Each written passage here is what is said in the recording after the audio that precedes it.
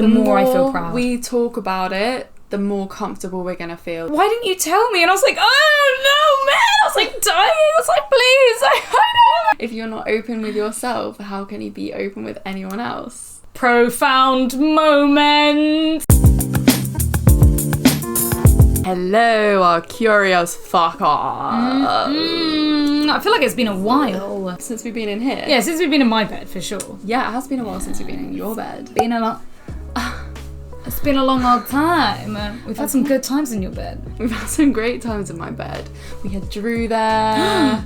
He was fantastic. You guys really love Drew as well. I saw in the comments, which is really sick because he's going to be more involved in Come Curious content from now on. Yeah, well, he is part of the Come Curious team. Yeah. Like, he edits these videos, so thanks, Drew. But so, to get onto the main topic of this video is how to get over the shame of kinks and fetishes. Oh my god. Such an important subject. I think something that loads of people always ask us as well. They'll be like, well, I have this thing and I don't know how to talk about it with my partner, and like I feel really like shit about it, basically. It is so hard to talk about kinks and fetishes because it's still very taboo in the sex realm, and then let alone sex is already something that's hard to talk about for a lot of people. Yeah. Not with your partners, but with other people. We're talking about friends, family, colleagues. Yeah. It's already so taboo. Imagine talking about your kinks and fetishes to your colleagues. I think I would also find it difficult to talk to someone that like isn't in our world as well, like isn't in the sex positive kind of community space. Like that would still be difficult for me. Yeah, it's still difficult for both of us. Yeah, to talk about them. And we're kind of, I guess we're processing that. How do we talk to our partners about it? Like, and how do we not feel shame? And you know what the easiest solution for this is?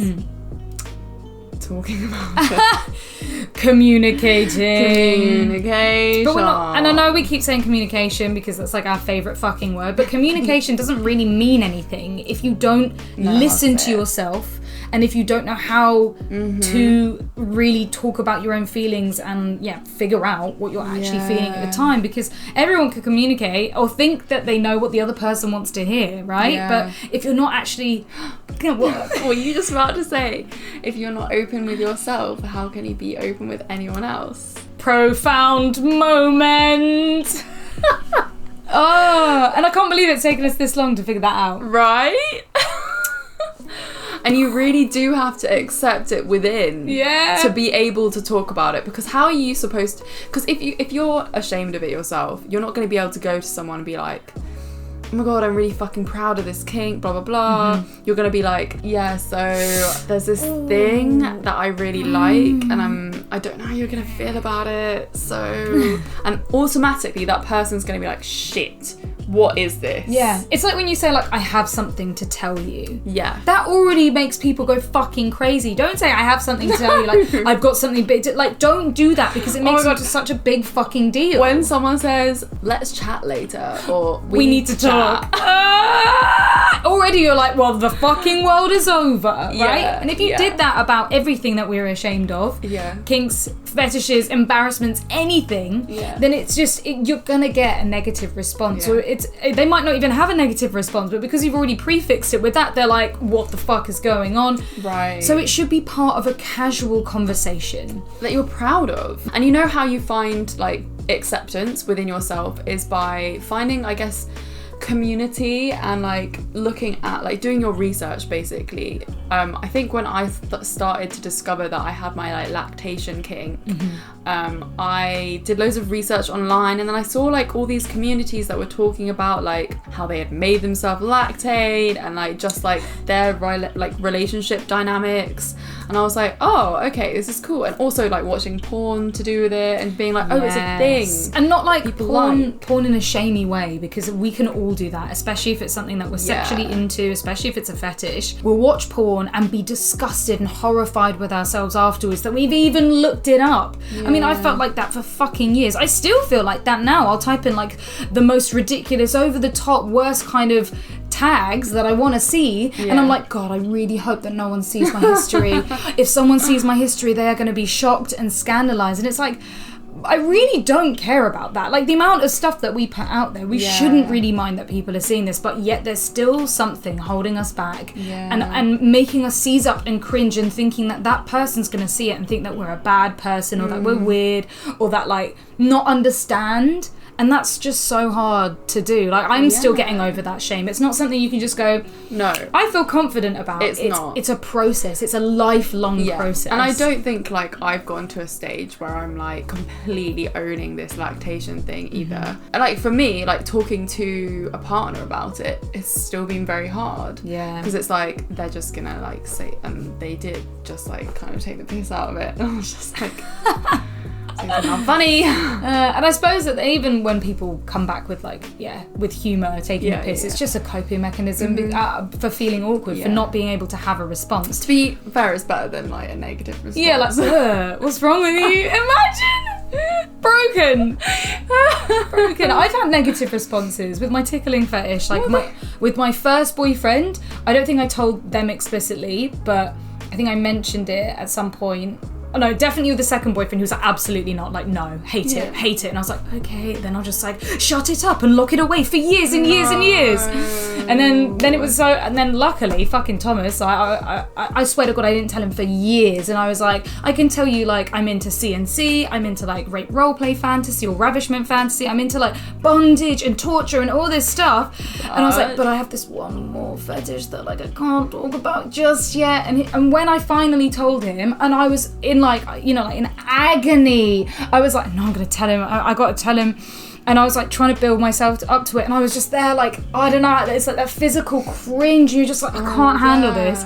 And I told him only because he already tickled me as fun, as part of our, like, play fighting. And so as soon as I told him, he was like, is that it? He was like, I was like, we do that anyway, like, why didn't you tell me? And I was like, oh no, man, I was like dying, I was like, please, I know. But again, he, as much as, like, he accepted it, and it wasn't a big deal, and I made it into a big deal, and it shouldn't have been a big deal, because now it's not. And I, like, as soon as I meet new partners, like, yeah, I got a tickle fetish and a bondage and, like, you know, all this stuff, and they're like, okay, I can see them processing. Having it on my dating profiles I find really important, because it's out there. If they don't like it, then it's there. They know not to match with me. Oh my God, that's why Field is so good, because you're already in the community on the dating app that is going to accept any kink or fetish that you put out there. If you're on Bumble, whatever, it'd be a bit weird if you were like, these are my kinks and fetishes. Yeah. But you can't. I tried to put that on Hinge. They gave me a warning. They were like, excuse me, no. And I was like, oh, fuck. No. So Field is where you need to go to, like, explore your kinks and fetishes. Yeah, even Tinder. Like, I got banned from Tinder and OkCupid for putting that stuff on my profile. Wow, that's mad. Right, mad. But so all these websites shaming us even more. Yeah, the shame. I know. I was like, oh, what's wrong with me? But luckily, again, Field, I honestly truly think that Field was one of the reasons why I feel so confident and good about my fetish. Yeah. About my fetishes. Because having that on your profile, owning it, I'm proud of it now. I mean, I'm still, like, working on the proudness. I'm not there fucking waving the flag, but I'm still pushing myself and doing those risks and to feel more confident. And I do. The more I push myself, the more people I tell, the more people I put it on my Instagram profile or talk about it in videos like this. That's the thing. The more I feel proud. We talk about it, the more comfortable we're gonna feel. And I guess that's the moral of this video, is that you're gonna feel more comfortable inside the more you talk about it. Talk about it with your close friends, like people that you do trust. And then also find online communities. That's been really good for you. Yeah, the online communities, like, and I know that they're always there. Yeah. Especially with the kink and fetish scene. It's almost like you don't see them as real people for a long time, because you're like, but they're just online, they're not in my area, they're not even, like, near me, they're not in my city. They're just random people online that I don't know. But it's not until you actually fully start making conversations with these people online and realise that they are human and they have their stories and they have their experiences. And so many more people than you know have these kinks and fetishes. Oh my God. Since opening up about it, I'm not joking, like, before I maybe knew, like, 2 people online. Yeah. Now I know at least 20 people, and, like, I've gone on dates with people that have tickle fetishes. Yeah. like in my city, you know? And it's like, I never thought that was going to be possible. There are people that I'm attracted to, like, that I find hot and sexy, that are fucking into it. And if not just a fetish, putting it on my field account, my dating account, and being honest about it, putting that and trying it out in the bedroom and realizing that it's also somebody else's kink and they're getting off on my fetish. And I'm like, oh my God, like, so excited, you know? It's I don't know how good it fucking feels to own your shit.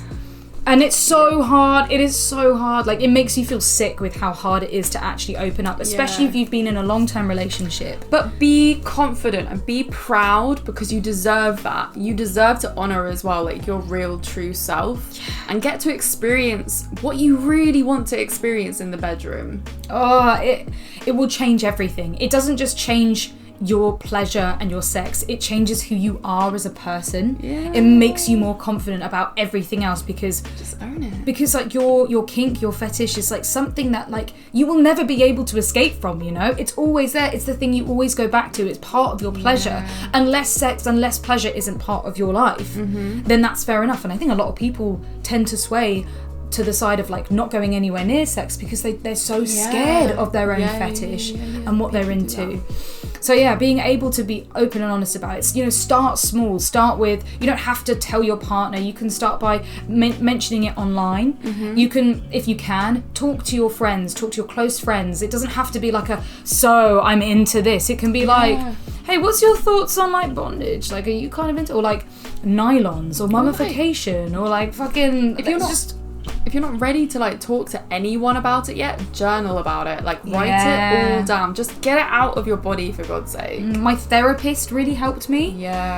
So after doing a bunch of research and like understanding where my fetish has come from, I also spoke to my therapist about it, because a fetish, again, is normally built in so much shame and embarrassment because it's from an experience that you've had through your childhood, which becomes very complicated and confusing in your head, because you're like, but like, it wasn't sexual, it should have been sexual, but why have I grown up and now it's sexual? Like, even something that you fucking hated or that traumatized you, anything like that, it can still turn into a fetish, because that is what fetishes are. It's something that you are obsessed with, that turns sexual. It's so normal. And just know that this is something that a lot of people deal with, and you're not alone. Everyone's feeling exactly the same way. Well, I hope this video helped in some kind of way. If you've got any of your own experiences, please put them in the comments below. And if you enjoyed this video, give it a thumbs up and subscribe to this channel if you haven't already. Of course, you can also follow us on Instagram at ComeCurious, as well as our personal accounts Reed Amber X and Florence Barg. And if you haven't already, check out our podcast, Fucks Given, because it's popping off. People seem to love the podcast more than the YouTube channel, can you believe? So if you're not checking that out, you gotta get on there.